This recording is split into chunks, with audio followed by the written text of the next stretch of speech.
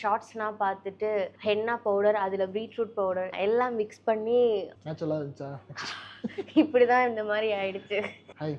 Hi bro. கொஞ்சம் எனக்கு அங்கங்கே கொஞ்சம் கிரே ஹேர்ஸ்லாம் இருக்குது. ஸோ அதனால வந்து நான் சில ஷார்ட்ஸ்லாம் பார்த்துட்டு ஹென்னா பவுடர், அதில் பீட்ரூட் பவுடர் எல்லாம் மிக்ஸ் பண்ணி போட்டது தான் ஒரு மாதிரி கலர் ஆயிடுச்சு. ஓ, பீட்ரூட்லாம் போட்டு கலர் வருதா?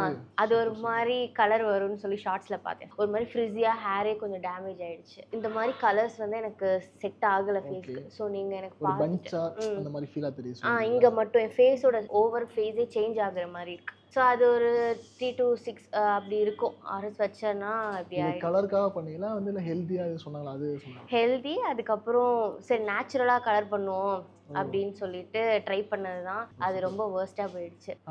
ஸோ பார்த்து கொஞ்சம் நல்லா அழகாக ஃபேஸ்னா பண்ணி கொடுங்க ப்ரோ. இதுக்கப்புறம் நான் தப்பாக பண்ணவே மாட்டேன். அவ்வளோதான், டப்பாவோட தூக்கி போட்டேன். தூக்கி போட்டீங்களா? எங்கள்கிட்ட நிறைய டப்பா